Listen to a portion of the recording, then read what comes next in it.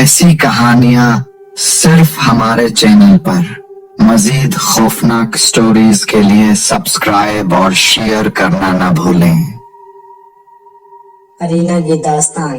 میری پیدائش پر ریاست میں بہت خوشیاں منائی گئی تھی۔ برسوں کی منتیں مرادوں کے بعد میں پیدا ہوئی تھی۔ میں امی ابا کی اکلوتی اولاد تھی اور اولاد نرینہ نہ ہونے کی وجہ سے بابا کے بعد ریاست پر حکمرانی میرا ہی حق ہے۔ میری تربیت اسی رنگ میں کی گئی۔ عملیات سے لے کر ناز برادری تک مجھ میں ہر معاملے میں فوقیت دی جاتی تھی، مگر اس بے جاڑ لاڈ نے مجھے سرکش بنا دیا تھا اور میں ریاست کے قانون کی خلاف ورزی کرتی رہتی تھی۔ بابا سب جانتے ہوئے بھی آنکھیں بند کر کے رکھتے تھے۔ مجھ پر حسن اور خوبصورتی ٹوٹ کر برسی ہوئی تھی۔ ریاست کی خوبرو جوانی میری ایک نظر کرم کے منتظر رہتے تھے، مگر مجھے کوئی نہیں بھایا۔ عجیب سی بے چینی اور بے کلی جسم و جہاں پر طاری رہتی تھی۔ ایسے موقع پر میں اپنی دوست سمینا کے ساتھ ریاست کی سرحدوں پار کر کے اپنی غار میں چلی جاتی تھی۔ ہماری ریاست آج تک شاید اس لیے محفوظ تھی کہ ہم باہر کی دنیا سے میل جول نہیں رکھتے تھے۔ قانون توڑنے کی سزا تو ملنی تھی۔ میں سادھو کے چنگل میں پھنس گئی۔ ریاست میں کسی کو خبر نہیں تھی میں کس حال میں ہوں اور کہاں ہوں۔ شاید لوگ مجھے تلاش کرنے کے لیے نکلے ہوں گے، مگر کوئی مجھ تک نہیں پہنچ پایا۔ سادھو نے مجھے بلی کے جسم میں قید کر دیا اور میرے جسم پر روح پر قبضہ جمانے کے لیے کالی دیوی کے قدموں میں جاپ کرنے لگا۔ ایسے میں اپنی شکتیوں سے کام لے کر میں نے انسانوں سے ایک ایسے نوجوان کو ڈھونڈا جو مجھے سادھو سے نجات دلا سکے۔ میرا ارادہ صرف اپنے مطلب کے لیے استعمال کرنا تھا، مگر اس کی محبت، قربانیوں اور میرے لیے جنون نے مجھے بدل دیا۔ ارینا فنا ہو گئی عمران کی ذات میں، اسے دل و جان سے اپنا مان لیا، مگر سادھو جب تک اس سے پیچھا نہ چھڑواتا ہم سکون سے نہیں رہ سکتے تھے۔ بے شمار مسائل اور تکلیفوں سے گزر کر آخر عمران میرا محبوب کامیاب ہو گیا اور اس نے مجھے حاصل کر لیا۔ حمزاد کی مدد سے اس نے بلی کے جسم سے مجھے واپس انسانی جسم میں لوٹا دیا۔ میں غصے اور انتقام کی آگ میں جل رہی تھی۔ اسی غصے میں سوچے سمجھے بنا میں نے عمران کی انگوٹھی سے سادھو کے بدن کو نشٹ کر دیا۔ یہی میری غلطی تھی۔ سادھو کا بدن تو نشٹ ہو گیا، مگر اس کی روح موجود رہی۔ جسم کے کھونے کے ساتھ ہی سادھو نے اپنی تمام شکتیاں بھی کھو دی۔ اس نے ایک نوجوان کا جسم حاصل کر کے اس میں اپنی روح کو تو داخل کر لیا، مگر اب اسے ان شکتیوں کو پانے کے لیے طویل ریاضت کرنی پڑتی۔ سادھو نے اس کا حل یہ نکالا کہ کالی گھاٹ کلکتہ میں موجود کالی دیوی کے مقدس مندر کے سب سے بڑے پرہٹ سے مدد طلب کی۔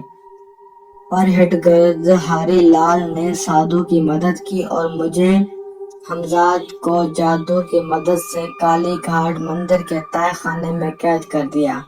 گردہاری لال بھی بے انتہا شکتیوں کا مالک ہے۔ اس نے میری سانس پلٹ کر میرے روح کو جسم سے نکال کر زنجیروں میں جکڑ دیا ہے۔ اب جتنے بھی مہینے یا سال گزرے میرے بدن پر عمر کا اثر نہیں ہوگا۔ سانس پلٹنا بھی ہندو یوگیوں کا ایک مخصوص عمل ہے۔ اس میں سانس جسم سے نکال دی جاتی ہے اور سینہ سانس سے مکمل خالی کر دیا جاتا ہے۔ یہ جس پر سے دم سے بالکل الٹ ہے، جس میں سانس کو جسم میں روکا جاتا ہے۔ یوگی برسوں کی ریاضت کے بعد اس پر قادر ہو پاتے ہیں۔ گردہاری لال نے کالے جادو کی مدد سے میری سانس پلٹ دی۔ روح کو زنجیروں میں قید کرنا بھی بظاہر انوکھی بات ہے، مگر یہ بالکل عام زنجیروں کی طرح ہے۔ ندیدہ جادو کی زنجیریں جنہوں نے میرے ہاتھوں پاؤں جکڑے ہوئے اور میں دیوار کے ساتھ بندھی ہوئی ہوں۔ میرے سامنے پتھر کی ایک بینچ پر میرا جسم پڑا ہوا ہے، جسے بس صبح سے رات تک تکتی رہتی ہوں۔ بھوک، پیاس، سونا، جاگنا اور اس طرح کی ہر چیز سے روح بے نیاز ہوتی ہے۔ خبیث گردہاری لال نے نہ صرف میری روح کو قید کیا ہوا ہے بلکہ مجھے قوت گویائی سے بھی محروم رکھا ہوا ہے۔ میں چاہ کر بھی بول نہیں سکتی حمزاد سے، جو میرے سامنے کی دیوار پر زنجیروں میں بندھا ہوا ہے اور بولنے سے قاصر ہے۔ ہم دونوں کی کوئی شکتی یہاں کام نہیں کرتی، ہم منتظر ہیں کسی معجزے کے، انہونی کے۔ عمران کے پاس کوئی شکتی نہیں، جو ہے وہ اس کے کام نہیں آ سکتی۔ وہ ہمیں تلاش نہیں کر سکتا، نہ چھڑوا سکتا ہے، جانتی ہوں، مگر پھر بھی کاش عمران کچھ کر سکے، کاش۔ اشتعالہ کی داستان۔ میرے زہر کی وجہ سے میرے ہم عمر مجھ سے خوف زدہ رہتے تھے اور مجھ سے دور رہتے تھے۔